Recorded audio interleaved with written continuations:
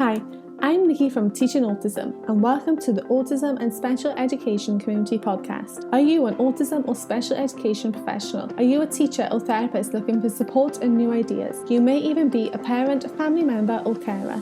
This podcast is perfect to help you find out more information, support and get some of your questions answered. Hi everyone and welcome back to the Teaching Autism and Special Education Community Podcast. Today on the podcast, I am talking all about how we can manage and reduce behaviours during recess or outdoor play. This is actually one of the most popular questions that I get when I'm talking about behaviours, because people seem to find that a lot of our students will really display these challenging behaviours during outdoor play. So I figured that I would put together this podcast episode with some of the tips that I usually give in response, just so that more people may benefit from this as well. So first of all, I'm going to start with staff. It's always great to be able to have staff who know your students outside with them. But are they being used effectively? And by this, I mean, when you look outside, are your staff actively engaged in looking after your students, ensuring that there's no challenging behaviours and really being the best that they can out there? Or are they walking around, not really paying attention, standing around? Maybe they're using this time to talk and catch up with other members of staff. And this is one of the most important steps, because you need to make sure you are being intentional with your staff, and this can be done in a number of ways. First of all, put together a staff rota so you know which members of staff are going to be outside for play every day. There's nothing worse than being a member of staff and all of a sudden, 2 minutes before playtime, you find you're going to be outside. So you're going to want to have a plan in place. Then you're going to want to have staff zoning plans. So you're going to want members of staff in every area of your recess or playground, and then staff know where they need to be, and you know that all your students can effectively be seen and monitored. You're also going to want to identify which areas have the most behaviours and why. So maybe you have a slide or a set of swings and your students argue over taking turns. Place a member of staff here to watch over this area and encourage positive behaviours. Use staff to avoid boredom. A lot of our students may not want to play with their peers or may not know how to.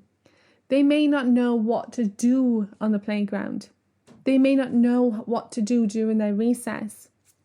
Encourage your staff in their zones, and if it's safe, to interact with students, involve them, help keep them busy and occupied during this time.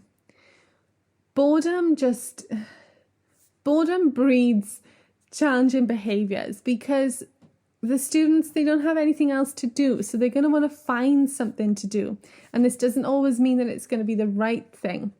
There are a lot of reasons why your students may feel bored when they're outside for recess. And I think the issue is everyone always sort of assumes that with our students outside, they're instantly going to be happy because everyone loves playing outside. But there's a few reasons why they may be bored. This could be maybe they don't have anyone to play with, or they don't know how to play. Maybe they don't like to be outside. Maybe it's the weather, and maybe it's too hot, maybe it's too cold, too dark, too sunny. They may not know how to use the equipment that's outside, and maybe they're just not sure what they can or can't do. This is where it's important for us to make sure we're giving our students as many opportunities as possible to avoid them getting bored. So if our students are bored, they are more likely to display challenging behaviours. Some things you can do to help alleviate boredom are taking games outside for students to play. Use social stories to discuss how to play with others and take it in turns. Spend time with students, helping them understand how to use the different equipment that's available to them outside. Also, look at the space. What is the space like that they have access to during recess?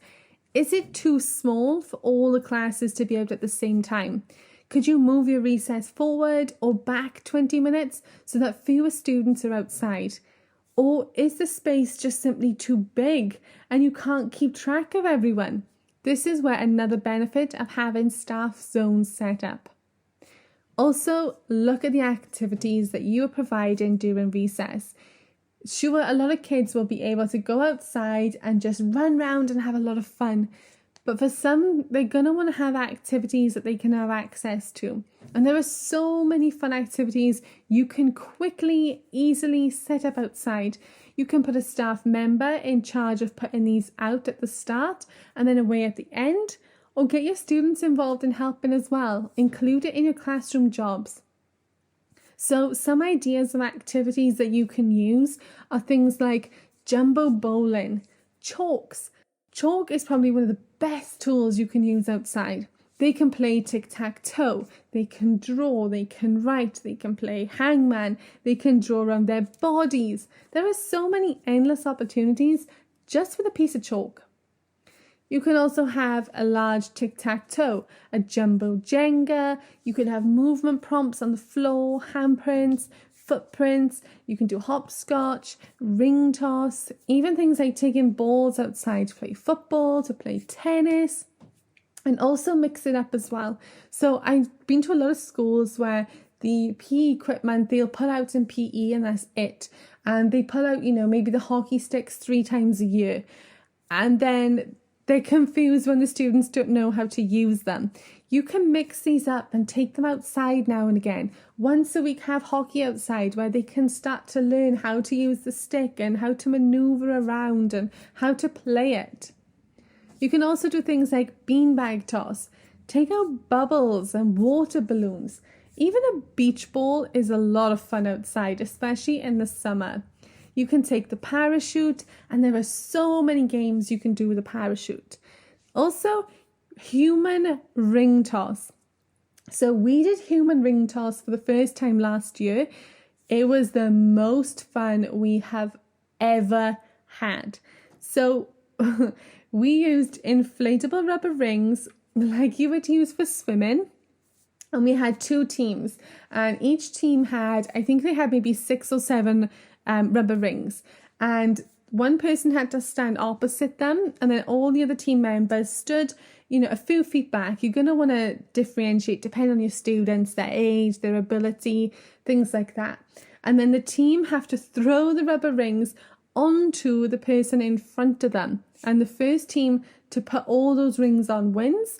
Or at the end of maybe, a minute or 90 seconds, however long you want to do, whichever team has the most rubber rings on their human, they are the winners. So that was a huge amount of fun. And you can pick up rubber rings so cheap as well. It doesn't have to be expensive. You can also make your own giant dominoes. This is great because it's going to get students working on a range of skills in your classroom. So you could buy wooden blocks ready, or if your students have, design technology, they can go in and start designing dominoes, cutting them out of wood and things. But for us, it was easier just to buy some little slabs of wood ready on eBay. Then you can paint them in your craft sessions. Then in your math sessions, you're going to want to start putting the dots on them. Then, how many dots are on this one? How many dots are on that one? How many more dots do they need to make 6? Can you find the matching dots? Then once they're all sealed and varnished, you can take them outside and use them as giant dominoes. So instantly, that activity that you're using outside to stop your students being bored in recess has provided a huge amount of learning opportunities in your classroom. And even just things like skipping ropes. We love skipping ropes, and they can be used for so many different things. There's hula hoops, streamers, so many things. Don't forget to look in the bargain sections of stores and look at summer toys that they have out right now and use those as well. So those are just some really quick ideas that I sort of been able to come up with off the top of my head for you to try out with your students. And that's not including equipment that you may already have in your outdoor area. I hope you found this podcast episode all about managing and reducing behaviours during recess helpful today. I am loving hearing from you all about what podcast episodes you want me to do next. If there's something in mind that you have, please don't hesitate to reach out and let me know. And if you have a spare few moments today, I would love for you to leave a review on this podcast and let me know how you find my episodes. Head over to the show notes as well to sign up for your 3-day free trial of our VIP membership and get access to hundreds of resources, templates, crafts, and more for free. Thank you for listening, and I'll speak to you again soon.